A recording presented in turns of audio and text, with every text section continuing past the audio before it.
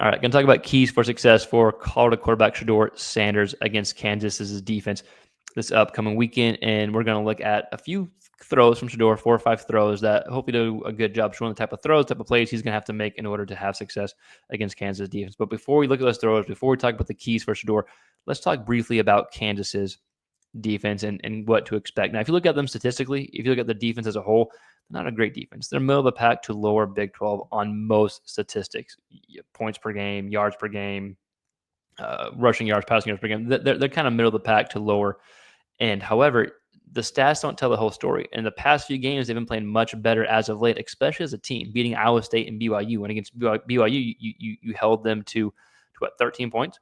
So they're playing much better as a team. They have some momentum. And one area that they have had some success is getting pressure on the quarterback, sacking the quarterback. They're third in the Big 12 in sacks. So while the team maybe hasn't been great the whole season, they're finding their stride right now, and they have some momentum. And there's a reason why Colorado is only a 2.5-point favorite right now, right? So with that said, I still have a hard time imagining a scenario where Colorado loses. Maybe it's just because I saw Colorado not play great against Utah and still beat them by 25 points. Like that's a sign of a really good team that can beat a team by 25 points even though they didn't play their best.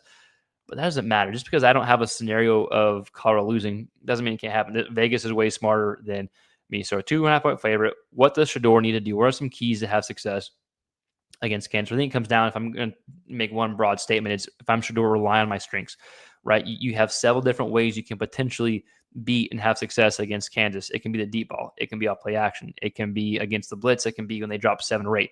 So adapt to what you need to do to have a good game based off what the defense shows, right? So that may take a play, it may take a quarter, I don't know. But you adapt to what the defense shows and rely on your strengths. So 3 main keys and relying on your strengths is, number 1, use the short passing game or the intermediate passing game to set up the deep balls.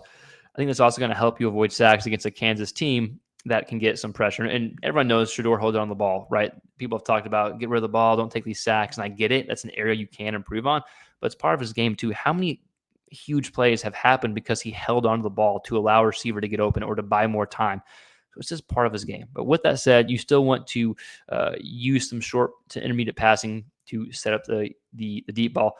Point number 2, challenge them vertically. And that can look like a few different things. Shedeur is so talented pushing the ball downfield. If he's not the best quarterback on balls throwing 20 yards or more in the air, he's top 2, right? But I think he's probably the best in college football at those type of throws. And there's different ways to challenge them vertically. You have your deep balls. Then you also have a vertical pass like we saw to, was it Draylon Miller against Utah's past week where it was on a line. So there's a few different ways to challenge them vertically, and we'll show a few different ways in videos here in a second. And Shedeur has 11 touchdowns and 0 interceptions with the ball is thrown 20 yards or more in there. It's a pretty damn impressive stat. Last point, be good against the blitz or be good against a team dropping 7 or 8. I don't know if they're going to try to blitz Shedeur or drop 7 or 8. They're going to try to confuse them because that's what every defense tries to do to a quarterback. So be good against the blitz or be good whenever they drop 7 or 8. Shedeur has been fantastic against both. That's what I mean when I talk about rely on your strength and base what defense shows you, adapt to what you need to adapt to.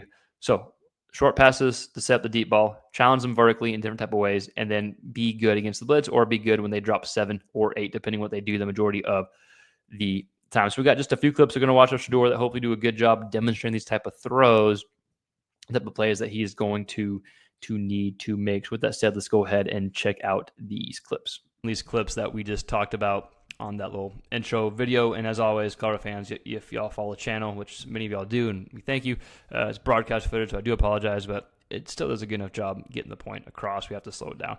So first key, short passes. We're going to see a quick dump off this from Shedeur against UCF several weeks back. Man, I can't believe how fast this season has gone. I think this is the first key. I want to get rid of the ball quickly. I think that can set up some deep balls.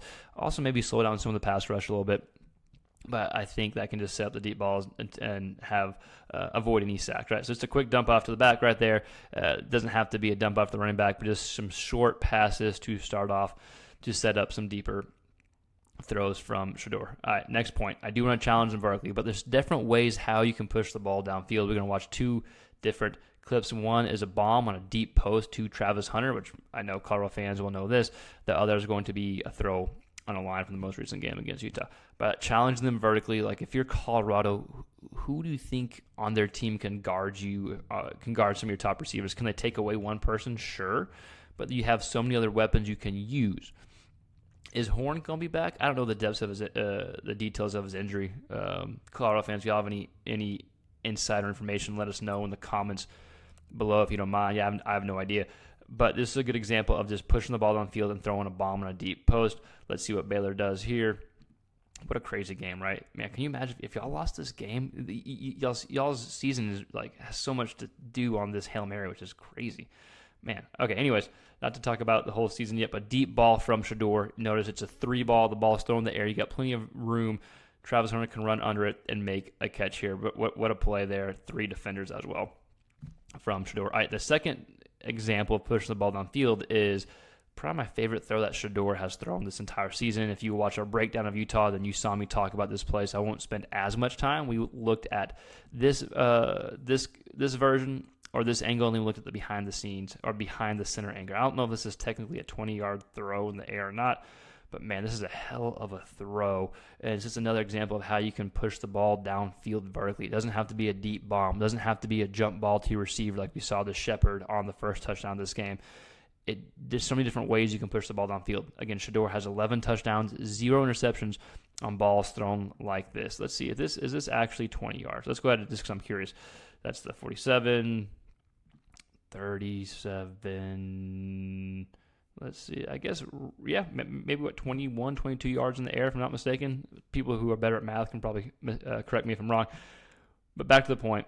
Another example of pushing the ball downfield and challenging Kansas vertically, right? We start with those short passes, start with a dump off, hopefully avoid some of the sacks. Again, Kansas has gotten some pressure on the quarterback. That's one of their strengths as a defense. And then hopefully it leads to some balls pushed downfield vertically. Last clips we watched, we talked a lot about Shedeur, leaning into, relying on your strengths. Well, it's if you're good at everything, then what does that mean? And I get it, but it's adapting to what the defense is showing. If you are good at when the defense drops 7 or 8, then rely on that. And that's exactly what happens here against Tech. It's a 2nd and 12, 3rd and 12. This is my favorite throw against Tech. I think this was to Wester. The ball is released right now. Look at that window. There's not a lot of room for error. He's able to fit it in tight coverage. As a quarterback, sometimes you prefer when they blitz. Some quarterbacks are better against the blitz than they are when they drop 7 or 8. Shedeur is really good against both. But look how much tougher it makes it because there's so much more grass being covered, so much more turf being covered when they drop 7 or 8. So really nice throw there by Shedeur. A good example of him being good against the defense when they drop 7 or 8. And the last example we will show is being good against the blitz. I think it's a Utah clip. Utah clip. This is Utah blitzing here. We're going to see it's a 2nd and 5. Ends up being a first down, I think, to Hunter over here, if I'm not mistaken.